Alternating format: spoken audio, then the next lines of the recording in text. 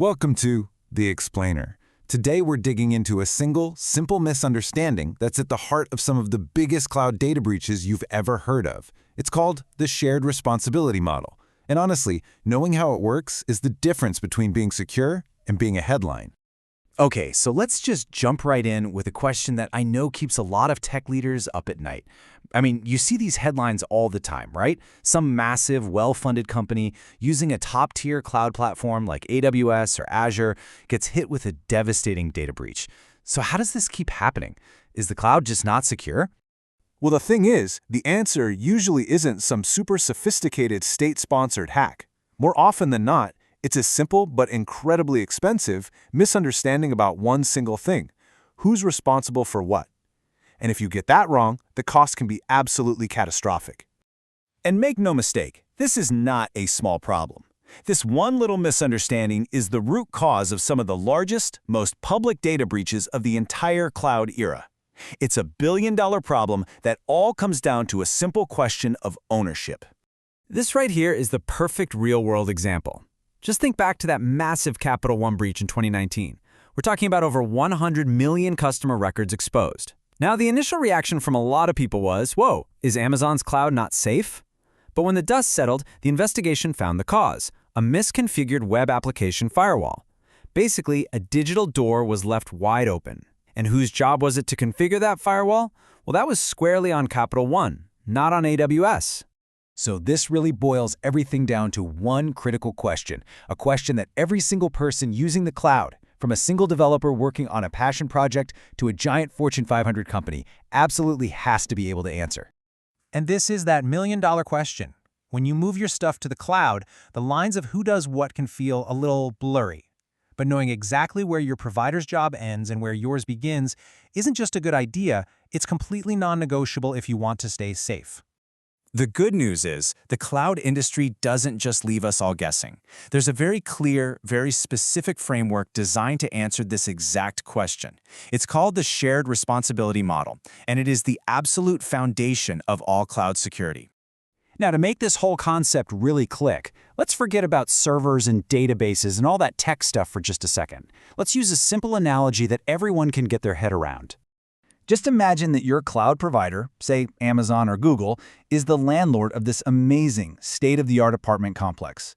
They have spent millions, maybe billions, making sure the building itself is an impenetrable fortress.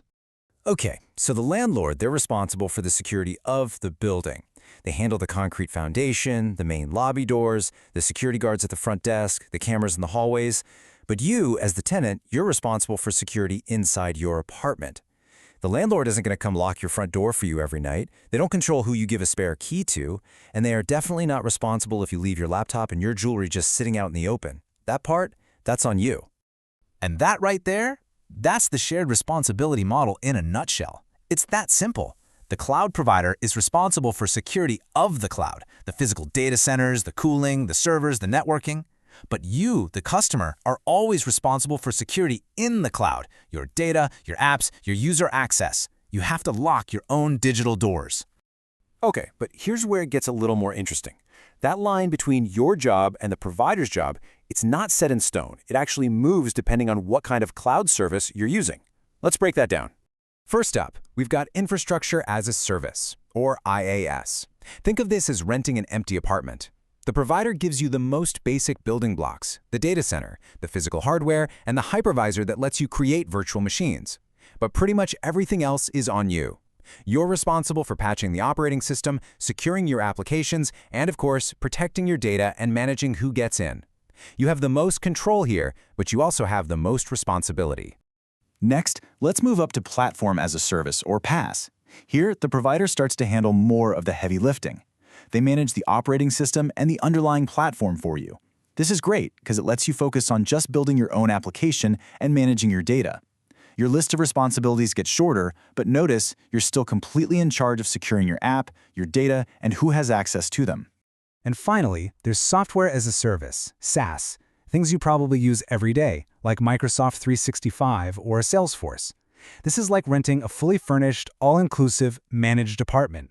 The provider handles almost everything, right down to the application itself. Your responsibility is at its absolute minimum here, but And this is a huge but. You are still responsible for your data and for managing who can access it. And this chart just lays it all out so perfectly. Take a look. As you move from IaaS on the left over to SaaS on the right, you can see the blue provider section getting bigger and bigger while the use section shrinks. It's a great visual. But look at those top few rows. Data governance, identity and access, endpoint security. Notice what they all have in common. They are always, always on you. They never disappear.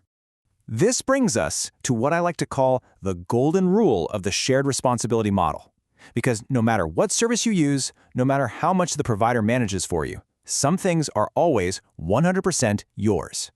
And here they are. These are the big three. No matter what, you are always responsible for them. First, data governance. That means knowing what kind of data you have, how sensitive it is, and putting the right protections on it. Second, identity and access management. Remember, you control who gets a key to your apartment. You decide who has access to what, and it's on you to enforce things like multi-factor authentication. And third, endpoint security. You have to secure the laptops, the phones, all the devices your team uses to connect to the cloud. These are your non-negotiables. So at the end of the day, it's this simple. Your cloud provider gives you an incredibly secure building. It's a fortress. But they do not lock your apartment door for you. Understanding this model is the critical first step. But the next step is taking action. You now know who's responsible for what. So the only real question left is, are your doors locked?